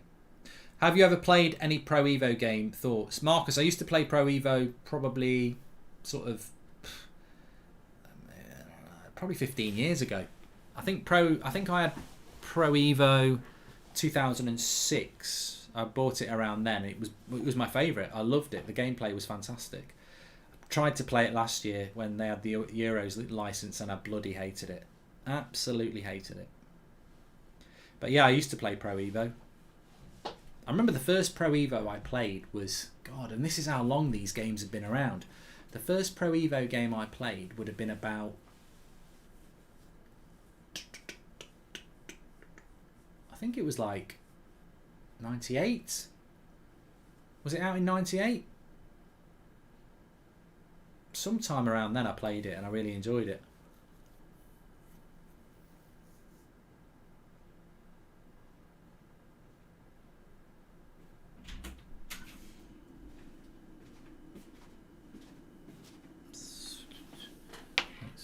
Right.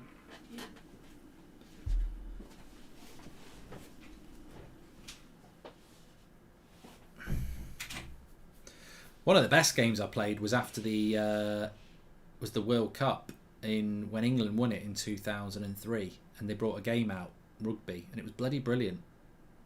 I don't think they make them anymore. The best tennis game I ever played was EA. EA did Grand Slam tennis on the Wii. Oh, it was just brilliant. I don't know why they never did it again. It was brilliant. Absolutely brilliant. EA should make Grand Slam tennis, and then I would stream it, and I would play people, and I would stream it. It was so good. And what was so good about it is because it was on the Wii, you actually used to play. It was bloody brilliant. Like, you'd be whacking it down the line, fucking over the head. It was brilliant. Absolutely brilliant. Grand Slam tennis by EA on Wii. They should just do that on PS5, make it, and we'd get it trending on Twitch with about 10 people watching. But I only like playing tennis games when you're actually playing it, like, you know, you're actually playing it with the screen. I can't be arsed with controls. It's like when I play Formula 1, I want to do it with the steering wheel. I used to play PGA Tour on the Mega Drive. Golf was really good. Used to like the golf games, but they're a little bit boring for me now.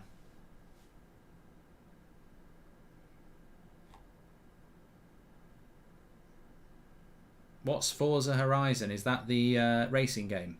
Akshat.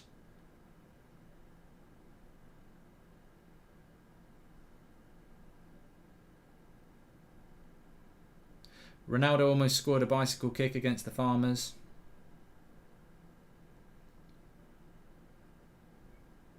Mario Kart's a very good game. I've always loved Mario Kart. I don't play real golf in real life. No, I know a lot of people do play it, Darren, but I just wouldn't have the time. Tell you who plays a lot of golf in real life. Thanks, Timothy. Hope it's everything well with you. Paul Ince plays it, and he said to me, "Why don't you play golf?" And I said, because everyone I know who plays golf, they go and play it a couple of times a week, and every round's like 4 hours, isn't it? And then they're down playing on the driving yards. I could take up golf, but there'd be no more That's Football. There'd be no more United Stand, because that's what I do with my time. So I wouldn't be able to play golf. And I can't play something that's... I don't like to do something and not be good at it, basically. And to be good at something like that, you've got to put the hours in.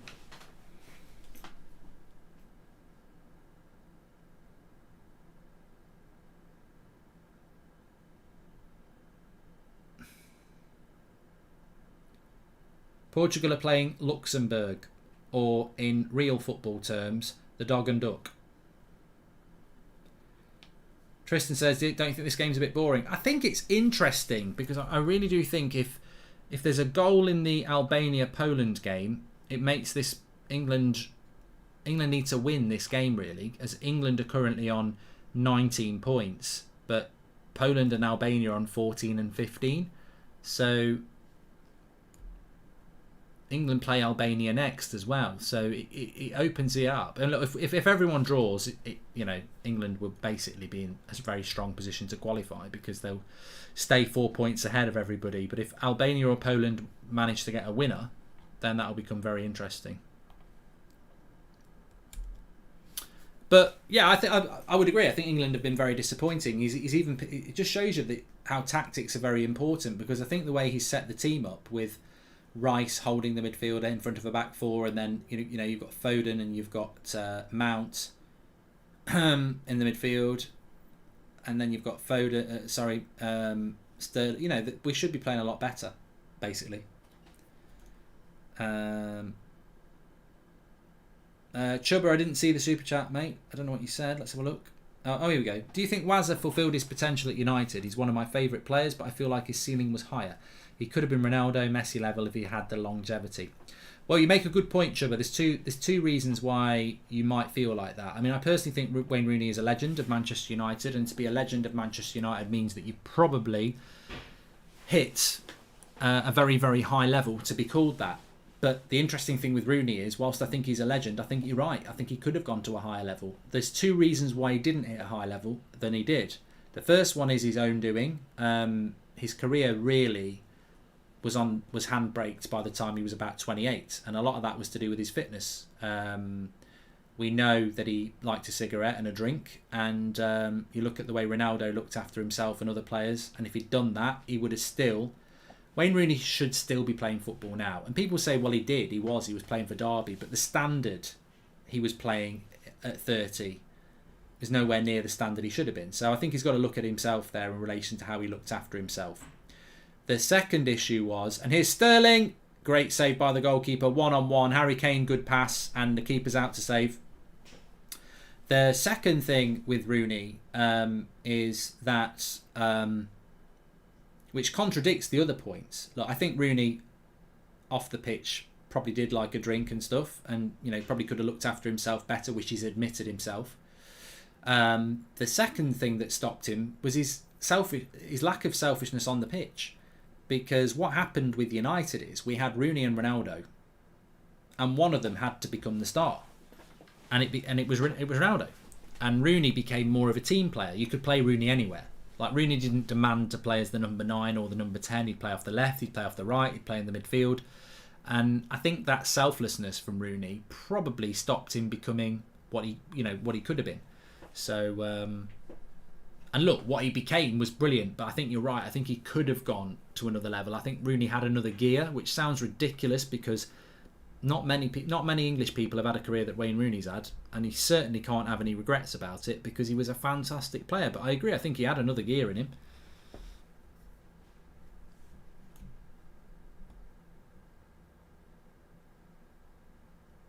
Why is Saka on over Sancho, says James Wright? I don't know. Well, I'm not surprised. Get Ward-Prowse on. I would bring Ward-Prowse on. I'd also take Kane off, but it's not going to happen. Will you watch the new James Bond movie? Says Timothy. I've already seen it, mate. Already seen it. Tempted to do a reaction to it on my channel, but don't know how many people would watch. Is it me, or does Southgate remind you of Ollie? Says Amin K Group. Yeah, he does. He does. I think Ollie's better than Southgate, though. Some people wouldn't agree with that, but I do. I think Southgate's a really crap manager, but some people won't have it. In fact, I meant to mention that there was I saw it about an hour before I came live, just before I was doing the United Stand, that talks on a new contract for Southgate are meant to be starting up. Now, his current contract runs to the end of the World Cup. Why would you give him a new contract? And then you get people in the chat saying, "Wow, you got to the semi-final of the Euros." And I'm like, we got to the semi-final of the Euros with the best set of players England have had in 20 years, and it was a home trophy. And we parked the bus for most of our way there. I don't get the Southgate hype, but unfortunately, in English society, some people have low standards. They like to lose. I don't. I think this England team should be winning trophies, but because we haven't won a trophy since '66, people don't think it's possible.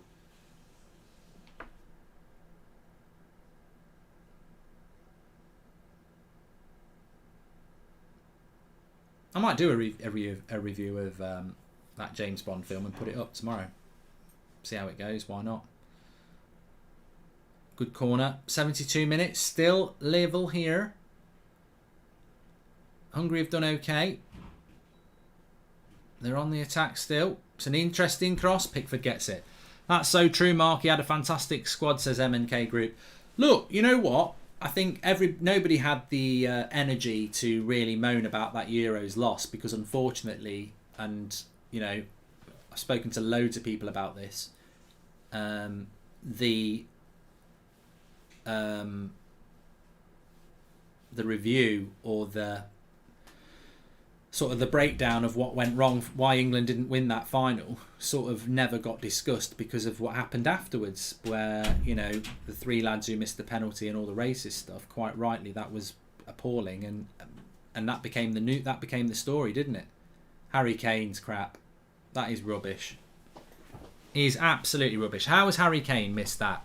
On the volley, a player of his quality is just crap. He's offside anyway. So yeah, there was no real fallout from what happened in the Euros. Everyone just went, well, we got to the final. What a good job. And I'm like, we got to the final. We never turned up. We played crap. His substitutions were awful. He played for penalties, and then we lost. I thought it was a disaster class from Southgate in that final, and I think he got away with it because of what that final actually ended up being, which was remembered because of the appalling behaviour of how some English players were treated for missing a penalty.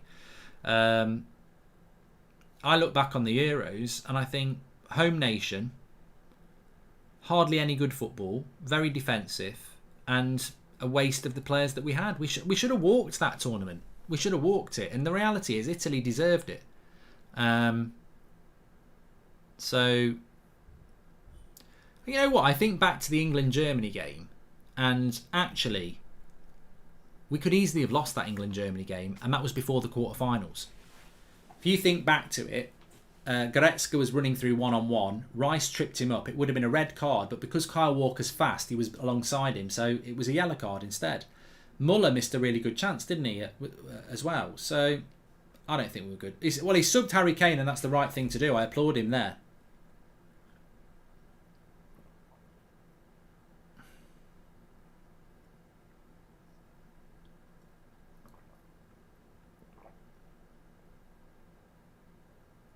Tammy Abraham for Harry Kane, good. The right thing to do.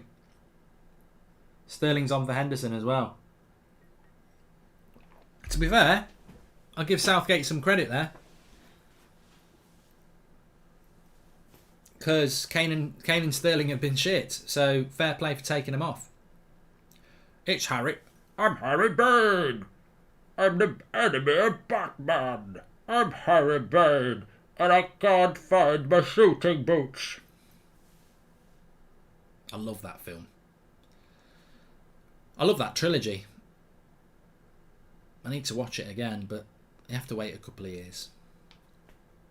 I'm watching all the Harry Potter films at the moment. Not on my own, watching them like with Seb and the kids. Poland have scored, apparently. I don't know whether it's true.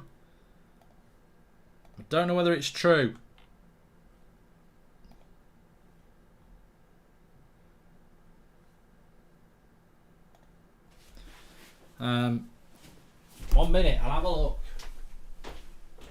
I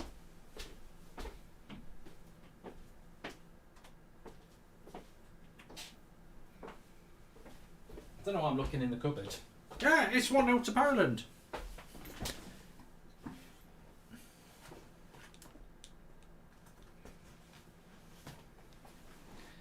Lewandowski has scored. So it's 1-0 to Poland. Now this is now interesting. Because what this means is that puts Poland up to 18 points. No, it doesn't. Yes, it does. Why has it got England on 20? Oh, yeah. So Poland would go up to 18 points, 2 points behind England, who, if they draw with Albania, they're probably still going to be okay. But it just makes it a little bit more interesting for England.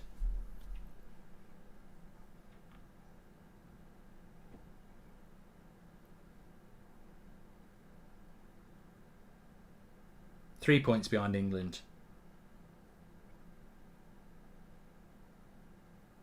As things stand, they'd be 3 points behind England. Thanks for subscribing, StewTube. Thank you.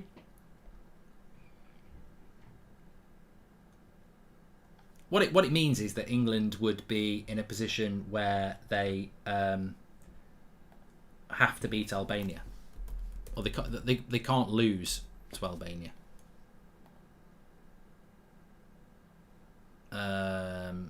Just looking at their next result, if it's in Albania, it's at Wembley, they'll be fine. England's next game is at Wembley, so they'll be fine. Like, they're at home to Albania, so they should be fine. But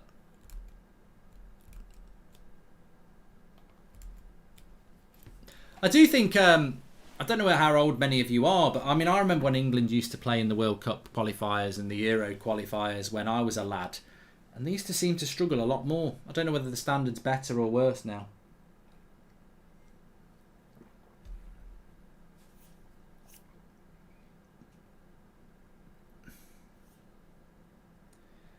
Jacob, thanks for watching. Says I watch you every night at 8 o'clock. I will play Football Manager when it comes out. It's not out till November. Solihull Moors, I've already got that lined up. So yeah, I will be playing that. 10 minutes to go. So Kane's off, Sterling's off, Henderson's on, and Abraham is on. England's best success tonight has come from set pieces.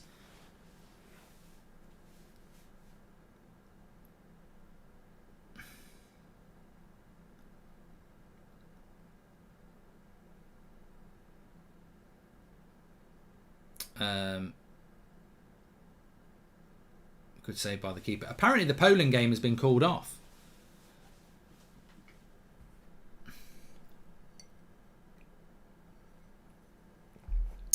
I'm looking forward to watching, there's a couple of films I'm looking forward to watching actually. Dune, which looks very good. I quite like the look of the House of Gucci as well. It's got Lady Gaga in it and Pacino. That's out at the end of November, I think. So I just really, really appreciate the cinema. I loved being back at the cinema. It's the first time I've been to the cinema since before COVID, when I went to watch James Bond, and I loved it. Loved it.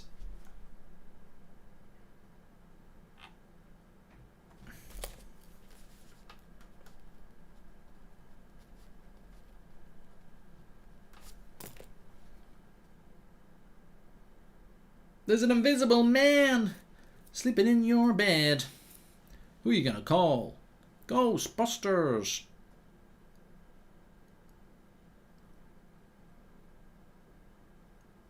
Stones has got an injury at the moment.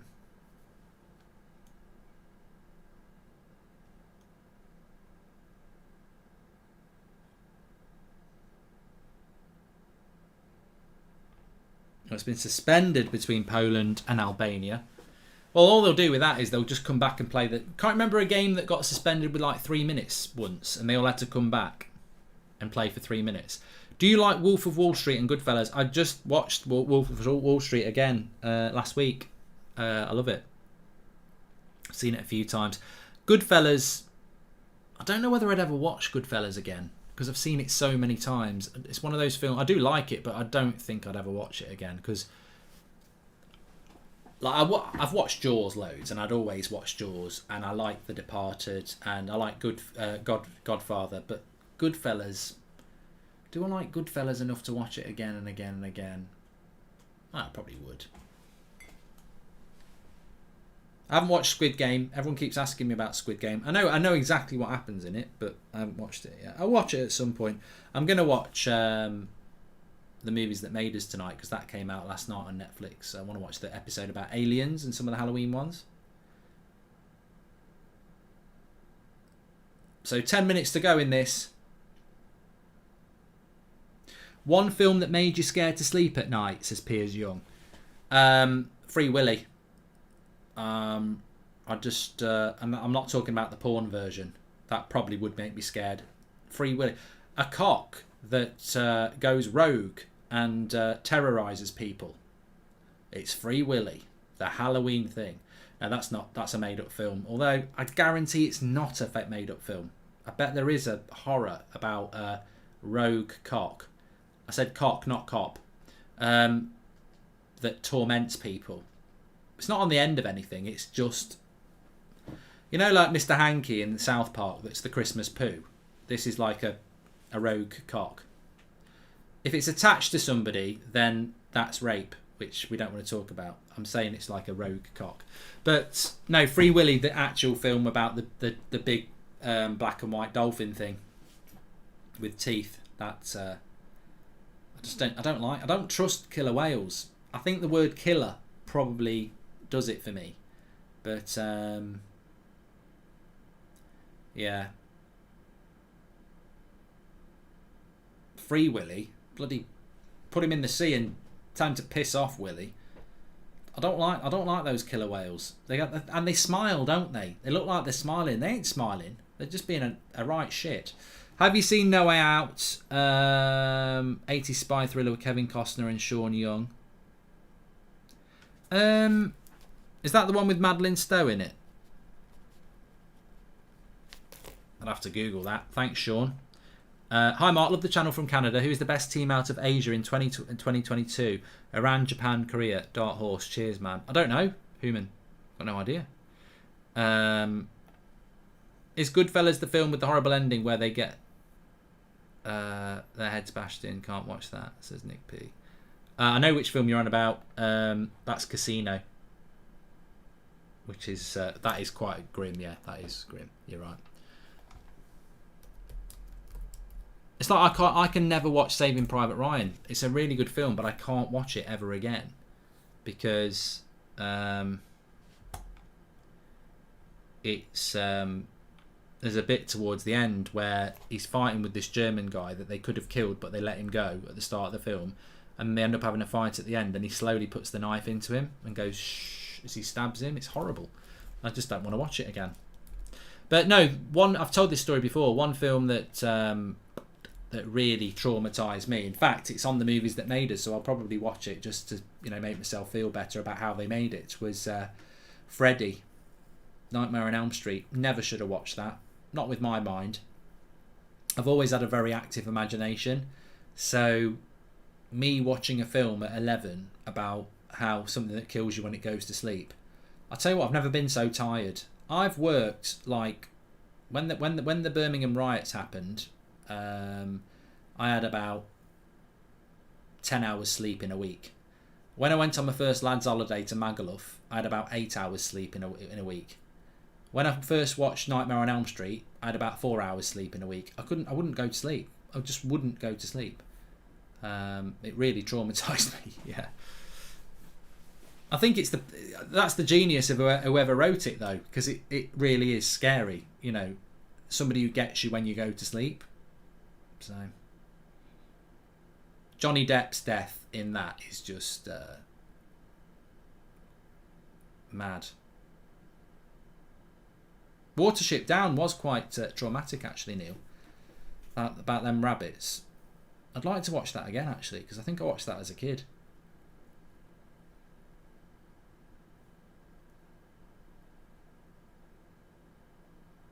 Thanks everyone who's tuned in tonight, by the way. I don't like Halloween either.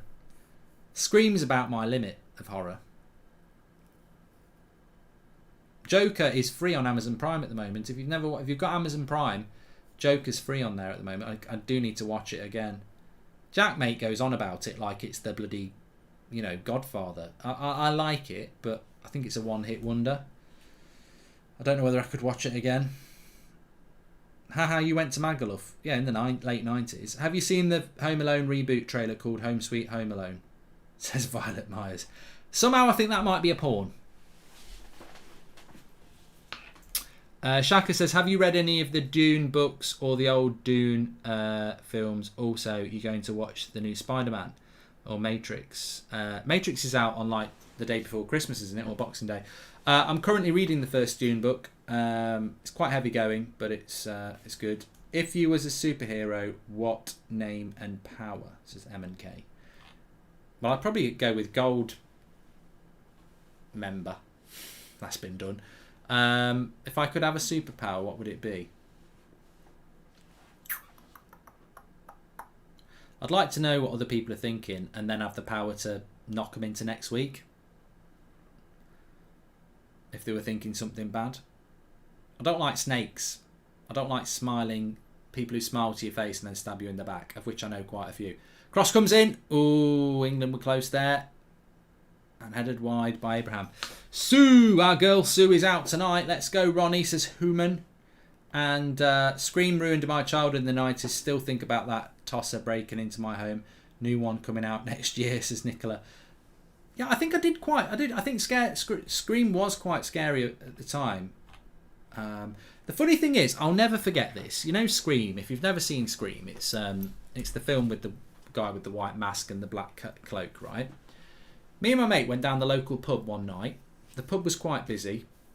We sat at the bar, and I may as well have watched the film because he told it me it must have took him an hour to tell me the plot.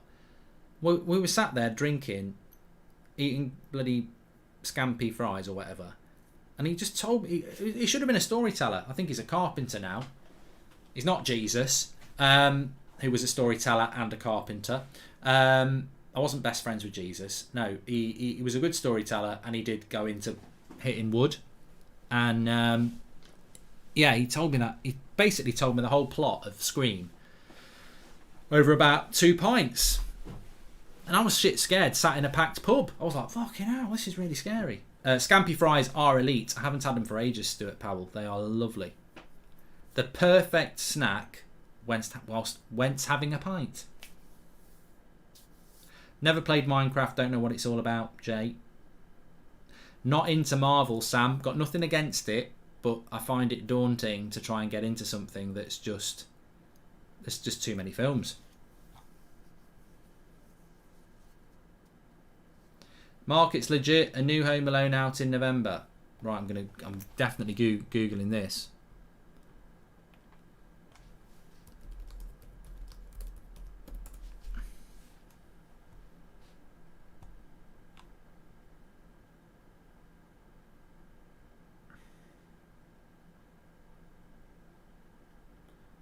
So, first trailer.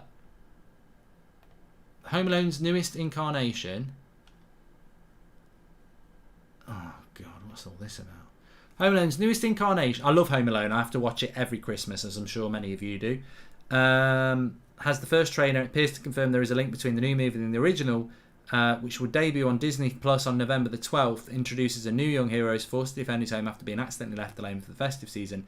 But the familiar plot isn't the only element of the movie that fans may recognise. At about 45 seconds into the movie's trailer, we can watch above, we get a glimpse of a police officer arriving at the house with a close-up of the name reading Miss Callister, taking centre stage for a moment. This officer is in fact played by Buzz.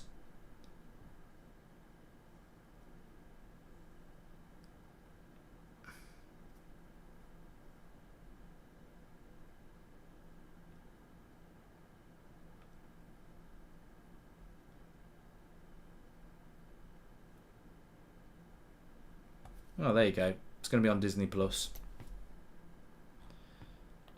Late substitution. Watkins is coming on here for Tammy Abraham. Mourinho won't be happy about that. Mourinho will not be happy about that. Scotland are winning against Faroe Islands, by the way. Dykes has scored late on.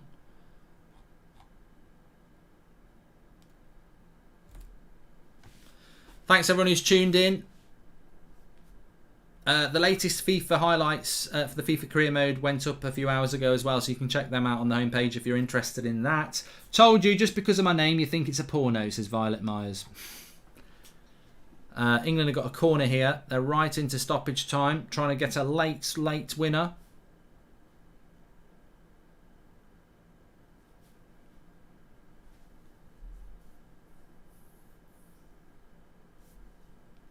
Luke Shaw's on it. It's a high one. It's headed away. Put into the box. Oh, he slipped, but the keeper's got it. Scooby-Doo. Still time.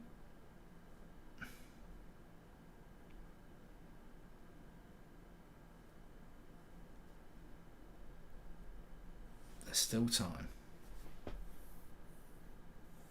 I'll probably give that Home Alone film a watch because my kids like Home Alone, so, you know.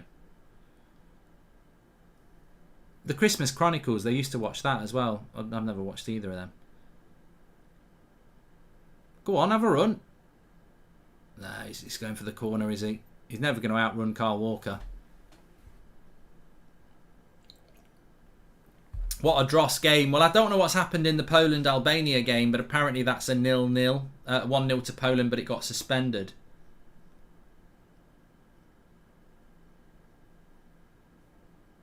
I don't know. I don't know what's happening with Star Wars. I did quite like The Mandalorian, but I don't know whether that's coming out or don't know whether they've got anything coming out before Christmas with that. The Obi-Wan looks good. Gentleman's a good film, yeah.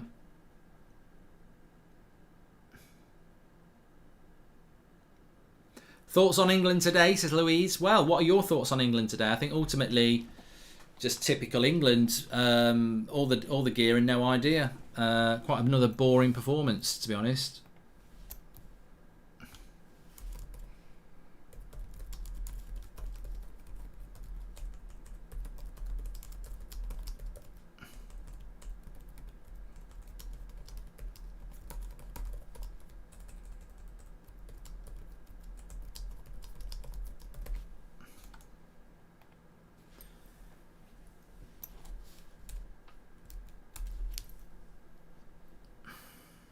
I don't know what happened to Tammy. He came on and then went off. So I don't know what's happened there. Heat is a brilliant film, Jayesh. Absolutely brilliant. There's a sequel to The Kingsman coming out, isn't it? Like a prequel coming out very soon as well. Ronaldo got a hat-trick against some Farmers. Well done. Stat padding. I mean that in a good way. Super Swede says, "Where's your arrogance now? What arrogance? You're mistaking me for somebody who actually thinks England are decent. I think we're a load of shite because we're managed by a load of shite. So I have very low expectations for my country because that's what we are fed by the FA and always have been. It's finished 1-1 for England, but more interestingly, I think the fact that the Albania-Poland game has been called off means that England are going to have to get something against Albania next month. Afterlife is brilliant. I don't know when Afterlife, the next series, is coming out, but it's very, very good. I really enjoy it there. And Ronaldo scored 2 goals in Euros against Hungary. And about Albanians were throwing bottles and rocks at the Polish players after they scored. Yeah, there's a real problem with these European teams and growing up. I mean, look, I'm just looking at the Call of Duty advert here. It's World War II again, isn't it? I quite like the World War II ones. I might give that a crack, you know. Might give that a crack because I do quite like it, but not particularly good at it. Anyway, thank you very much for watching the show. There's lots of content on this channel if you like your FIFA career modes. The highlights of the latest episode went up at lunchtime. I'm thinking about doing a James Bond review, you know. I might put that up on my channel tomorrow. And also, the United Standard's got some stuff on it from today as well. So thanks everyone for tuning in. Really enjoyed the watch-alongs. Lots coming up. Obviously not until Saturday because that's it now. There's no football now till Saturday. But next week on this channel, Sunday, Monday, Tuesday, we've got 3 days of watch-alongs to come. So make sure you subscribe, get involved. You're all very welcome. As I said earlier, you're the boss, you're the audience, and I will speak to you all very soon. Have a good night. I'll speak to you in a bit.